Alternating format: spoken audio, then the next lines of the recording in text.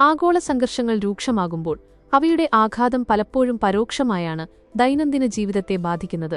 Middle ഈസ്റ്റിലെ നിലവിലെ രാഷ്ട്രീയ സാഹചര്യങ്ങളും ഹോർമുസ് കടലിടുക്കിലെ തടസ്സങ്ങളും കാരണം ഇന്ധന വിതരണത്തിലുണ്ടായ കുറവ് ഇപ്പോൾ മലയാള സിനിമാ വ്യവസായത്തെയും പ്രതിസന്ധിയിലാക്കിയിരിക്കുകയാണ്.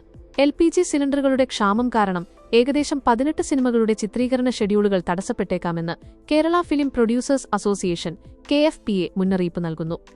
നൂറുകണക്കിന് ആളുകൾ ജോലി ചെയ്യുന്ന സിനിമാ സെറ്റുകളിൽ ഭക്ഷണക്രമീകരണം LPG വിതരണത്തെയാണ് പ്രധാനമായും ആശ്രയിക്കുന്നത്. നിലവിലുള്ള സ്റ്റോക്ക് വെച്ച് 2 ദിവസത്തിനപ്പുറം മുന്നോട്ടു പോകാൻ ബുദ്ധിമുട്ടാണെന്നും ചിത്രീകരണം നിർത്തിവെക്കേണ്ടി വന്നാൽ നിർമ്മാതാക്കൾക്ക് ഏകദേശം 5 കോടി രൂപയുടെ വരെ നഷ്ടം സംഭവിച്ചേക്കാമെന്നും KFPA പ്രസിഡന്റ് ബി. രാഗേഷ് വ്യക്തമാക്കി.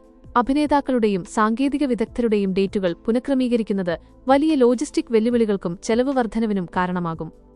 ഒരു സാധാരണ സിനിമാ സെറ്റിൽ പ്രതിദിനം 5ഓളം LPG സിലിണ്ടറുകൾ പാചകത്തിനായി വേണ്ടിവരുന്നുണ്ടെന്ന് റിപ്പോർട്ടുകൾ സൂചിപ്പിക്കുന്നു.